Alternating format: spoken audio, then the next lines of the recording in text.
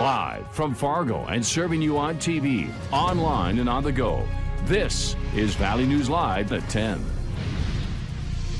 Starting on May 18th, we're turning the workplace dial. Non-critical businesses like retail stores and Main Street businesses can reopen. Long-awaited news from Minnesota's governor as he announced that the stay-at-home order will be lifted. And the news that retail stores can reopen comes as a relief to many business owners. Valley News Team's Alexander Kay has more on tonight's announcement. Minnesota Governor Tim Walz says he's going to allow the stay-at-home order to expire. Non-essential businesses can reopen on Monday in stages. We can take a measured Minnesota approach that protects public health and improves economic stability. This means a cautious strategic steps forward, and it means clear measures for determining if and when we need to pull back. Governor Walz says they are considering three things when safely reopening. First, how close are you and another person in a given setting or activity? Second, how long are you in that close proximity with another person? Third, how predictable that setting is. For an example, you're walking past people in a hardware store wearing a mask.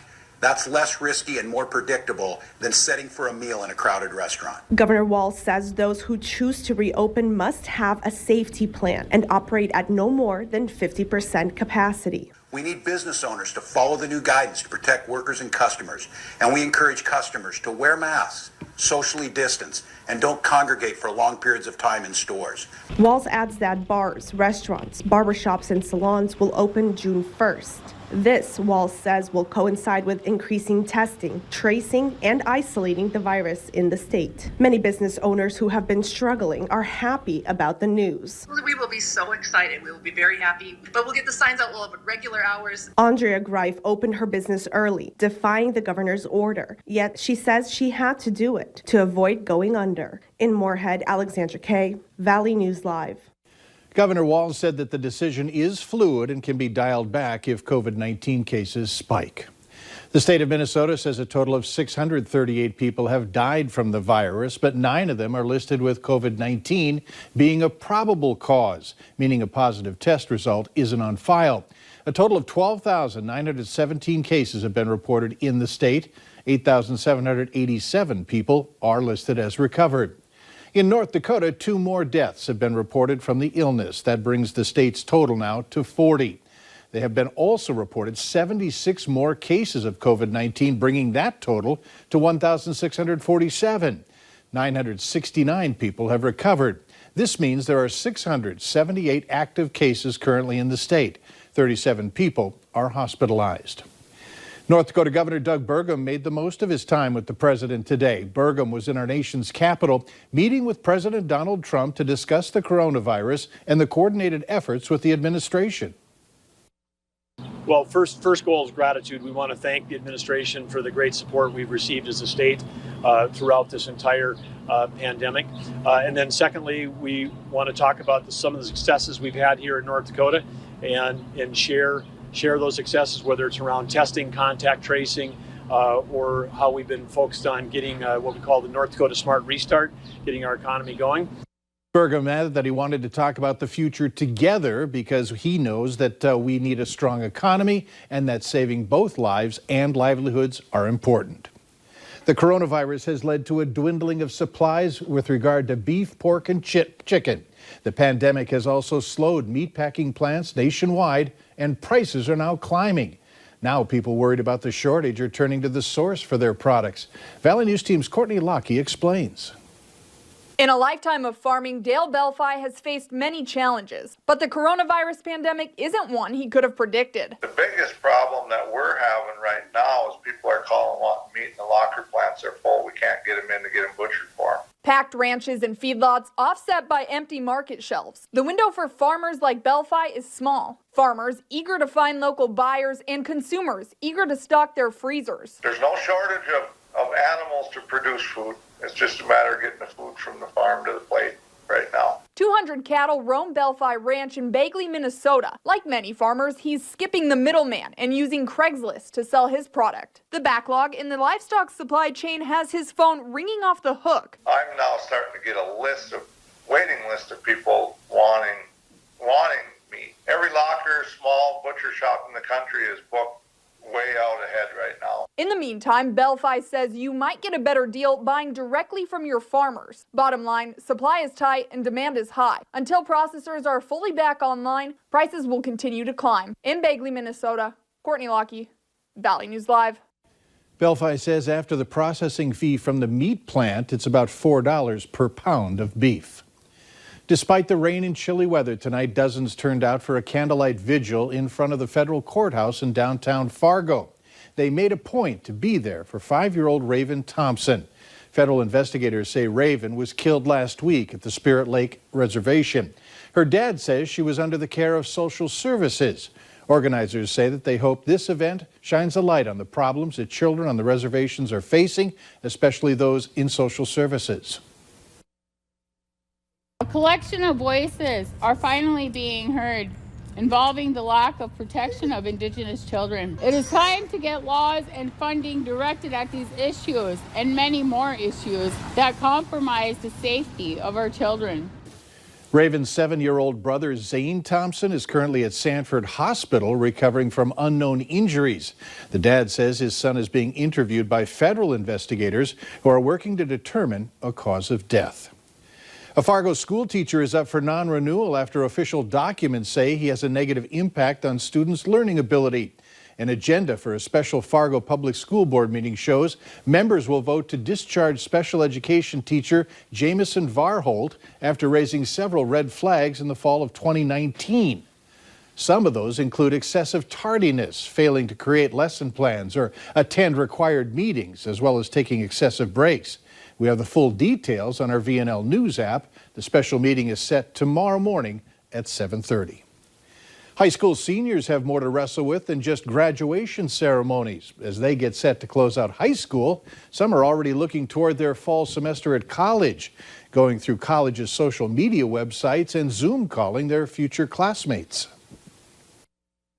I mean, it's pretty much all in the air. The colleges are hopeful, but we did get a letter the other day basically saying that it's all unknown and we don't really know what's going to happen. Seniors have also said that they're also trying to juggle having a safe graduation party this summer. As the school year is coming to a close, this year is unlike any other as teachers continue to work remotely away from their students. Valley News Team's Katie Opperly hears from one teacher in Fergus Falls who found a special way to send off his seniors.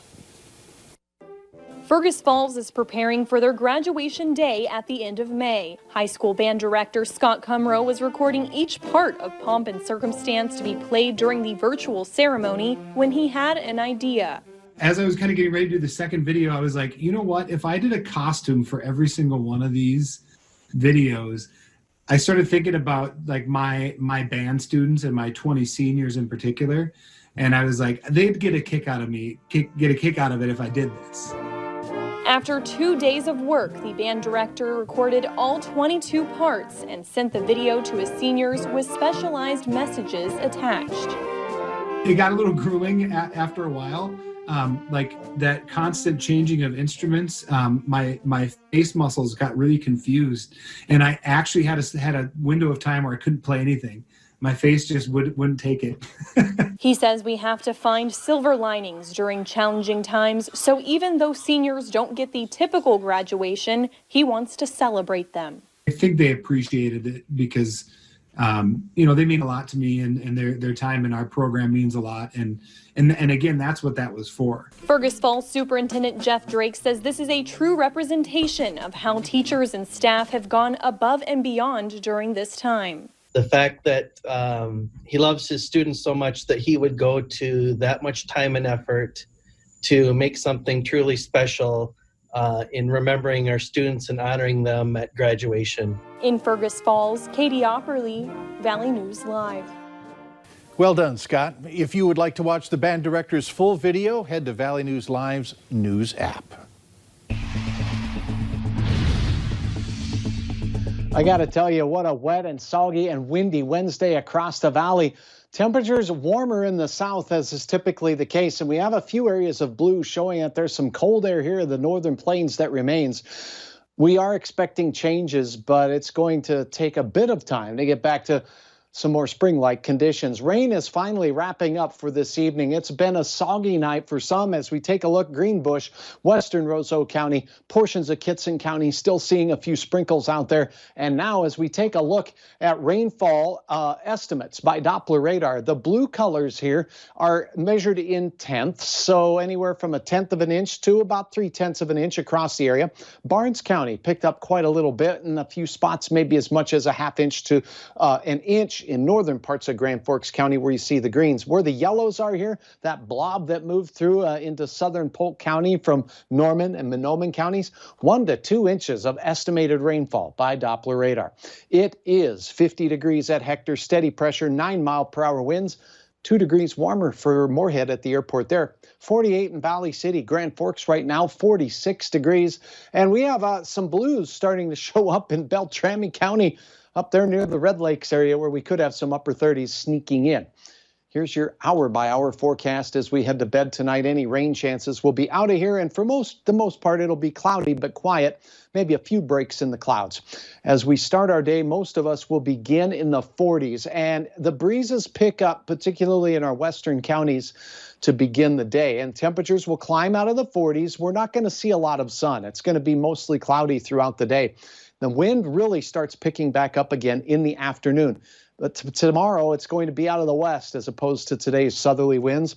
And gusts, again, will be over 30 miles per hour, particularly in the southern half of our viewing area.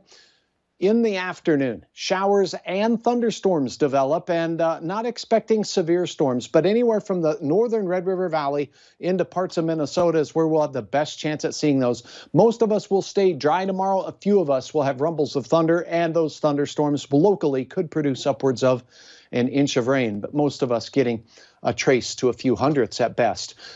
Here is a look at what we're expecting. Temperatures to climb out of those 40s and into the 60s for your afternoon. It'll be windy from the west, and Fargo does have a chance at seeing a evening thunder shower, but the best chance will be to the north of us. 59 tomorrow afternoon in Valley City. I think our western counties, for the most part, will stay dry. The best chance of rain where you see the green hues in the northern valley and into northwest Minnesota. Some 60s down in the southern valley. Some orange skies like this may return. A beautiful shot here Debbie took at the upper Red Lake. Thank you for uploading your photo, Debbie. Here's a look at Friday's forecast. Much improved, even though the temperature stays a ditto carbon copy. It's going to be less windy and more sunny for your Friday to close off the work week. Saturday, well, we have a hiccup. We're going to have to suffer through a few sprinkles, mainly in the far southern valley. In fact, it will be warmest up in our northern counties. Sunday, beautiful for all. 70s return, and next week I'm all smiles because I think we'll see our first 80s for a long time. I beat you to it. I'm already smiling looking ahead. Thanks so much. As businesses reopen, not all jobs are still available. We look at a concept called reallocation shock and what it's going to mean for some career paths. It's next on Valley News Live, 10 at 10.